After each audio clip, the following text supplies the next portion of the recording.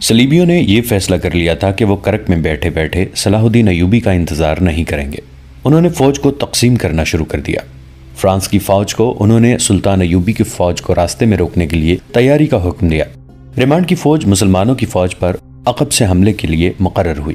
کرک کے قلعے کے دفاع کے لیے جرمنی کی فوج تھی، جس کے ساتھ فرانس اور انگلستان کے کچھ دستے تھے۔ انہیں جاسوسوں نے بتا دیا تھا کہ سلطان ایوبی نئی فوج تیار کر رہا ہے۔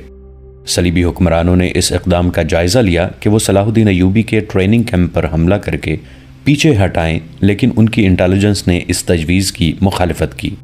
دلیل یہ دی کہ سلطان ایوبی نے دفاع کی 3 تہیں بنا رکھی ہیں، جن میں ایک تہ متحرک ہے۔ اس کے علاوہ اس کے دیکھ بھال کے دستے دور دور تک گھومتے پھرتے اور صحرا میں ہلتی ہوئی ہر چیز کو قریب جا کر دیکھتے ہیں۔ ان دفاعی انتظامات کو دیکھ کر صلیبیوں نے اس حملے کا خیال دل سے نکال دیا۔ ایک امریکی مصنف اینٹنی ویسٹ نے متعدد مورخوں کے حوالے سے لکھا ہے کہ صلیبیوں کے پاس صلاح الدین ایوبی کی نسبت 4 گنا فوج تھی، جس میں زرہ پوش پیادہ اور سوار دستوں کی بہتات تھی۔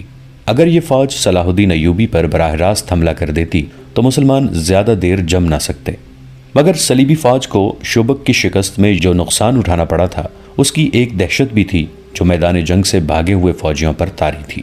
صلیبیوں کا مورال متزلزل تھا، جس کی ایک وجہ تو یہ تھی کہ شوبک کو وہ لوہے کا قلعہ سمجھتے تھے۔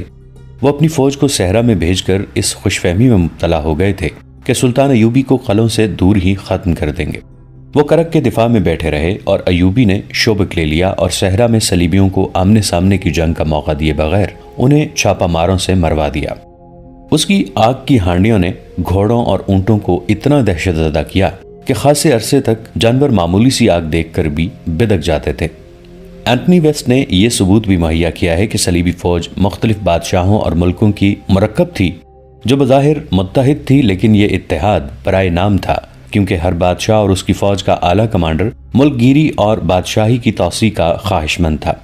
ان میں صرف یہ جذبہ مشترک تھا کہ مسلمانوں کو ختم کرنا ہے، مگر ان کے دلوں میں جو اختلافات تھے وہ ان کے فیصلوں پر اثر انداز ہوتے تھے۔ مورخ لکھتے ہیں کہ صلیبی سازشوں کے ماہر تھے اور مسلمانوں کے جس علاقے پر قابض ہو جاتے تھے وہاں قتل عام اور آبرو ریزی شروع کر دیتے تھے۔ اس کے برعکس صلاح الدین ایوبی محبت اور اخلاقی قدروں کو ایسی خوبی سے استعمال کرتا تھا کہ دشمن بھی اس کے گرویدہ ہو جاتے تھے۔ اس کے علاوہ اس نے اپنی فوج میں یہ خوبی پیدا کر دی تھی کہ 10 سپاہیوں کا چھاپا مار دستہ 1000 نفری کے فوجی کیمپ کو تہس نہس کر کے غائب ہو جاتا تھا۔ یہ لوگ جان قربان کرنے کو معمولی سی قربانی سمجھتے تھے۔ سلطان ایوبی جس انداز سے میدان جنگ میں تھوڑی سی فوج ترتیب دیتا تھا، وہ بڑی سے بڑی فوج کو بھی بے بس کر دیتی تھی۔ شوبک اور کرک کے میدان میں بھی انہوں نے اس جنگی دانش مندی کا مظاہرہ کیا تھا۔ صلیبیوں نے اس کا جائزہ لیا، اپنی فوج کی جسمانی اور جذباتی کیفیت دیکھی تو انہوں نے براہ راست حملے کا خیال چھوڑ دیا اور کوئی دوسرا ڈھنگ سوچ لیا، لیکن اس ڈھنگ کے متعلق بھی انہیں شک تھا۔ اس کا علاج انہوں نے یہ کیا کہ مصر میں بغاوت بھڑکانے اور سوڈانیوں کو مصر پر حملہ کرنے پر اکسانے کا اہتمام کر لیا۔ مصر کے نائب ناظم امور شہری مصلح الدین کی طرف سے انہیں امید افزا رپورٹیں مل رہی تھیں۔ وہاں ابھی یہ اطلاع نہیں پہنچی تھی کہ مصر کا ناظم مالیات خضر الحیات قتل ہو گیا ہے اور مصلح الدین پکڑا گیا ہے۔ کرک تک یہ اطلاع پہنچنے کے لیے کم از کم 15 دن درکار تھے، کیونکہ راستے میں سلطان ایوبی کی فوج تھی۔ قاصد بہت دور کا چکر کاٹ کر اور قدم پھونک پھونک کر کرک جا سکتے تھے۔ بہت دنوں کا چلا ہوا ایک قاصد اس رات وہاں پہنچا جس رات فاطمہ اغوا ہوئی تھی۔ اس نے رپورٹ دی کہ بغاوت کے لیے فضا سازگار ہے، لیکن سوڈانی ابھی حملے کے لیے تیار نہیں ہے۔ ان کے ہاں گھوڑوں کی کمی ہے، ان کے پاس اونٹ زیادہ ہیں۔ انہیں کم از کم 500 اچھے گھوڑوں کی ضرورت ہے۔ اتنی ہی زمینیں درکار ہیں۔ فرانسیسی فوج کے کمانڈر نے کہا کہ 500 گھوڑے فوراً روانہ کر دیے جائیں اور اتنی ہی زینے درکار ہیں۔ فرانسیسی فوج کے کمانڈر نے کہا کہ 500 گھوڑے فوراً روانہ کر دیے جائیں اور ان کے ساتھ صلیبی فوج کے 5-7 افسروں کو بھی بھیج دیا جائے جو سوڈانیوں کی جنگی اہلیت اور کیفیت کا جائزہ لے کر حملہ کرائیں۔ صلیبیوں کے پاس گھوڑوں کی کمی تھی۔ انہوں نے کرک میں اعلان کر دیا کہ مصر پر حملے کے لیے 500 گھوڑوں کی فوری ضرورت ہے۔ عیسائی باشندوں نے 3-4 دنوں میں گھوڑے تیار کر دیے جو ایسے راستے سے روانہ کر دیے گئے جس کے متعلق یقین یہ تھا کہ پکڑے نہیں جائیں گے۔ ان کا رہنما وہی جاسوس تھا جو گھوڑے مانگنے آیا تھا۔ وہ سوڈانی تھا اور 3 سال سے جاسوسی کر رہا تھا۔ ان گھوڑوں کے ساتھ 8 صلیبی فوج کے افسر نکلے تھے جنہیں سوڈانی حملے کی قیادت کرنی تھی۔ انہیں یقین دلایا گیا تھا کہ صلاح الدین ایوبی کی فوج کو یہاں سے نکلنے نہیں دیا جائے گا۔ سلطان ایوبی کو صرف یہ معلوم تھا کہ مصر کے حالات ٹھیک نہیں، لیکن انہیں یہ معلوم نہیں تھا کہ حالات آتش فشاں پہاڑ بن چکے ہیں جو پھٹنے والا ہے۔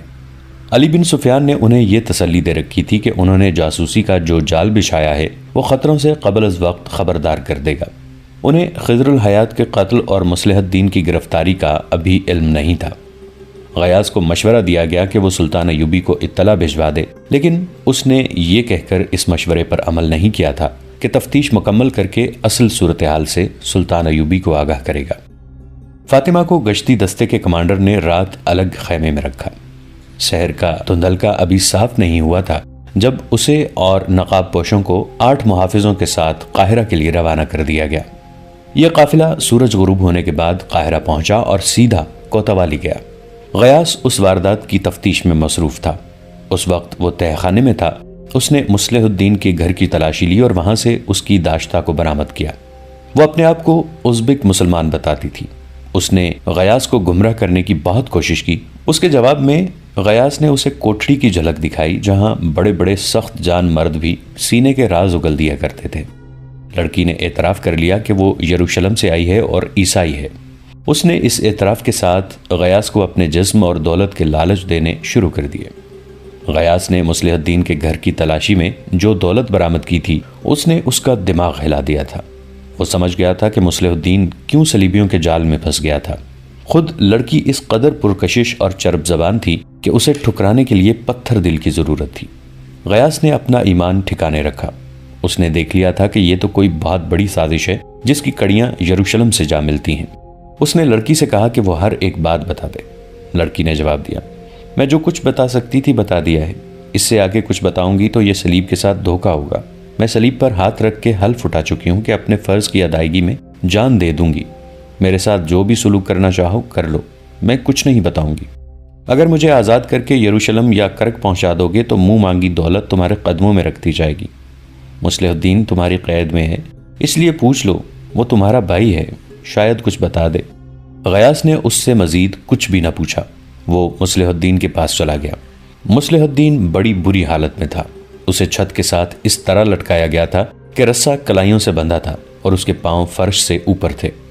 غیاث نے جاتے ہی اس سے پوچھا، مصلح دوست، جو پوچھتا ہوں بتا دو، تمہاری بیوی کہاں ہے اور اسے کس نے اغوا کرایا ہے؟ اب تمہیں کچھ اور باتیں بھی بتانی پڑیں گی۔ تمہاری داشتہ اپنے آپ کو بے نقاب کر چکی ہے۔ کھول دو مجھے ذلیل انسان۔ مصلح الدین نے غصے اور درد سے دانت پیس کر کہا، امیر مصر کو آنے دے، میں تیرا یہی حشر کراؤں گا۔ اتنے میں غیاث کے ایک اہلکار نے اس کے کان میں کچھ کہا۔ حیرت سے اس کی آنکھیں ٹھہر گئیں۔ وہ دوڑتا ہوا تہہ خانے سے نکلا اور اوپر چلا گیا۔ وہاں مصلح الدین کی بیوی اور اسے اغوا کرنے والے 3 آدمی بیٹھے تھے۔ فاطمہ نے اسے بتایا کہ وہ کس طرح اغوا ہوئی اور تینوں کس طرح پکڑے گئے ہیں۔ غیاث فاطمہ اور تینوں مجرموں کو تہہ خانے میں لے گیا اور مصلح الدین کے سامنے جا کھڑا کیا۔ مصلح الدین نے انہیں دیکھا اور آنکھیں بند کر دیں۔ غیاث نے پوچھا، ان تینوں میں سے قاتل کون ہے؟ مصلح الدین خاموش رہا۔ غیاث نے 3 دفعہ پوچھا، وہ پھر بھی خاموش رہا۔ غیاث نے تہہ خانے کے ایک آدمی کو اشارہ کیا۔ وہ آدمی آگے آیا اور مصلح الدین کی کمر کے گرد بازو ڈال کر اس کے ساتھ لٹک گیا۔ اس آدمی کا وزن مصلح الدین کی کلائیاں کاٹنے لگا جو رسے سے بندھی ہوئی تھیں۔ اس نے درد سے چیختے ہوئے کہا، درمیان والا۔ بلبیس تینوں کو الگ لے گیا اور انہیں کہا کہ وہ بتا دیں کہ وہ کون ہیں اور یہ سارا سلسلہ کیا ہے، ورنہ وہ یہاں سے زندہ نہیں نکل سکیں گے۔ انہوں نے آپس میں مشورہ کیا اور بولنے پر رضامند ہو گئے۔ غیاث نے انہیں الگ الگ کر دیا اور فاطمہ کو اوپر لے گیا۔ فاطمہ نے اسے وہی بات سنائی جو سنائی جا چکی ہے۔ اس نے اپنے متعلق یہ بتایا کہ اس کی ماں سوڈانی اور باپ مصری ہے۔ 3 سال گزرے وہ اپنے باپ کے ساتھ مصر آئی۔ مصلح الدین نے اسے دیکھ لیا اور اس کے باپ کے پاس آدمی بھیجے۔ اسے یہ معلوم نہیں کہ رقم کتنی ملی ہوئی ہے۔ باپ اسے مصلح الدین کے گھر چھوڑ گیا اور ایک تھیلی لے کر چلا گیا۔ مصلح الدین نے ایک عالم اور چند ایک آدمیوں کو بلا کر باقاعدہ نکاح پڑھایا اور وہ اس کی بیوی بن گئی۔ وہ اس کے ساتھ بہت محبت کرتا تھا۔ محبت فاطمہ کی کمزوری تھی۔ باپ سے اسے محبت اور شفقت نہیں ملی تھی۔ اسے شک تھا کہ باپ اسے یہاں بیچنے کے لیے ہی لایا ہے۔ مصلح الدین کے خلاف اسے کبھی بھی شک نہیں ہوا تھا کہ وہ اتنا برا آدمی ہے۔ وہ شراب نہیں پیتا تھا، اس کی باہر کی سرگرمیوں کے متعلق فاطمہ کو کچھ بھی معلوم نہ تھا۔ صلاح الدین ایوبی نے شوبک کی طرف کوچ کیا تو اس کے فوراً بعد مصلح الدین میں ایک تبدیلی آئی، وہ رات بہت دیر تک باہر رہنے لگا۔ ایک رات فاطمہ نے دیکھا کہ وہ شراب پی کر آیا ہے۔ فاطمہ کا باپ شرابی تھا، وہ شراب کی بو اور شرابی کو پہچان سکتی تھی۔ اس نے مصلح الدین کی محبت کی خاطر یہ بھی برداشت کیا۔ پھر گھر میں رات کے وقت اجنبی سے آدمی آنے لگے۔ مصلح الدین نے ایک رات فاطمہ کو اشرفیوں کی 2 تھیلیاں اور سونے کے چند ایک ٹکڑے دکھا کر گھر میں رکھ لیے، اور ایک رات جب وہ شراب میں بدمست ہو کر آیا تو اس نے فاطمہ سے کہا، اگر مصر کا شمالی علاقہ جو بحر روم کے ساحل کے ساتھ ملتا ہے مجھے مل جائے تو تم پسند کرو گی، یا سوڈان کی سرحد کے ساتھ کا علاقہ؟ تم جو پسند کرو اس کی تم ملکہ ہوگی اور میں بادشاہ۔ فاطمہ اتنے اونچے دماغ کی لڑکی نہیں تھی کہ اس سلسلے میں اس سے کچھ پوچھتی۔ وہ سمجھی کہ اس کا خامند زیادہ شراب پی کر بہک گیا ہے، ہوش میں وہ ایسی باتیں نہیں کرتا تھا۔ پھر ایک روز ایک بڑی حسین لڑکی اس کے گھر لائی گئی، ساتھ 2 آدمی تھے، یہ لڑکی اس کے گھر میں ہی رہی۔ نکاح نہیں پڑھایا گیا۔ اس لڑکی نے فاطمہ کو دوست بنانے کی بہت کوشش کی، لیکن اسے اس لڑکی سے نفرت ہو گئی۔ اس لڑکی نے اس سے اس کا خامند چھین لیا۔ اس کے بعد خضر الحیات کے قتل کا واقعہ ہوا۔ تینوں نقاب پوشوں نے پہلے غیاث کو غلط باتیں بتانے کی کوشش کی، لیکن غیاث انہیں راستے پر لے آیا۔ تینوں نے الگ الگ جو بیان دیے ان سے یہ انکشاف ہوا کہ تینوں حشیشین کے گروہ کے آدمی ہیں۔ انہیں صلیبیوں کی طرف سے مصلح الدین کے ساتھ لگایا گیا تھا۔ مصلح الدین کو بے شمار دولت، ایک عیسائی لڑکی دی گئی تھی، اور یہ وعدہ کہ صلاح الدین ایوبی کے خلاف بغاوت کامیاب کرا دے تو مصر کی سرحد کے ساتھ اسے ایک الگ ریاست بنا کر دی جائے گی، جس کی حکمرانی اس کے ہاتھ میں اور اس عیسائی لڑکی کے ہاتھ میں ہوگی۔ مصلح الدین نے اعلیٰ حکام کو اپنے ہاتھ میں لینا شروع کر دیا تھا، مگر خضر الحیات اسے ہاتھ میں نہیں آ رہا تھا۔ مالیات اور بیت المال پر قبضہ ضروری تھا، جو خضر الحیات کی موجودگی میں ممکن نہ تھا۔ خزانے کا محافظ دستہ جانبازوں کا منتخب گروہ تھا۔ مصلح الدین خضر الحیات کو قتل کروا کے اس دستے کو تبدیل کرانا چاہتا تھا۔ اس میں باغی افراد رکھنے تھے اور 2 حشیشین۔ ان تینوں کے ذمے ہر اس حاکم کا قتل تھا جس کا فیصلہ مصلح الدین کو کرنا تھا۔ انہیں اس کام کی اجرت صلیبیوں کی طرف سے باقاعدہ مل رہی تھی۔ وہ چونکہ یہ کام کاروبار اور پیشے کے طور پر کرتے تھے، اس لیے فالتو اجرت لینے کی بھی کوشش کرتے ہیں۔ اسی لیے انہوں نے مصلح الدین سے 50 اشرفیاں اور سونا الگ مانگا، جو اس نے خضر الحیات کے قتل کے بعد انہیں نہیں دیا۔ اس نے کہا تھا کہ تمہیں پوری اجرت مل رہی ہے۔ انہوں نے اسے قتل کی دھمکی دی تو اس نے انہیں اپنی بیوی پیش کی اور کہا کہ تمہیں اس کی اچھی قیمت مل جائے گی۔ فاطمہ اس کے ساتھ تعاون نہیں کر رہی تھی۔ مصلح الدین ابھی تک چھت کے ساتھ لٹکا ہوا تھا۔ اسے بیان لینے کے لیے اتارا گیا تو وہ بے ہوش ہو چکا تھا۔ جاسوس لڑکی کی کوٹھڑی میں گئے تو وہ مری پڑی تھی، اس کے منہ سے جھاگ نکل رہی تھی۔ طبیبوں نے آ کر دیکھا اور کہا کہ اس نے زہر کھا لیا ہے۔ اس کے پاس ایک چھوٹا سا کپڑا پڑا ہوا تھا، صاف پتہ چلتا تھا کہ اس میں زہر بندھا ہوا تھا، جو لڑکی نے اپنے کپڑوں میں کہیں چھپا رکھا تھا۔ بہت دیر بعد مصلح الدین ہوش میں آیا، لیکن وہ بہکی بہکی باتیں کرتا تھا، بولتے بولتے چپ ہو جاتا اور پھٹی پھٹی نظروں سے سب کو دیکھنے لگتا، پھر بے معنی سی باتیں شروع کر دیتا۔ طبیبوں نے اسے دوائیاں کھلائیں، لیکن اس کا دماغ اذیت سے اور پکڑے جانے کے صدمے سے بگڑ گیا تھا۔ اسی رات غیاث کے پاس ایک معزز شخصیت آئی، اس کا نام زین الدین علی تھا۔ غیاث سے کہا کہ اسے پتہ چل چکا ہے کہ جاسوس اور تخریب کار پکڑے گئے ہیں، اور وہ بھی کچھ انکشاف کرنا چاہتا ہے۔ زین الدین مذہب، سیاست اور معاشرت کے میدان کا بزرگ قائد تھا۔ وہ پیر و مرشد تو نہیں تھا، لیکن بڑے بڑے حاکم بھی اس کے مرید تھے۔ چھوٹے سے چھوٹا آدمی بھی اسے پیروں کی طرح مانتا تھا۔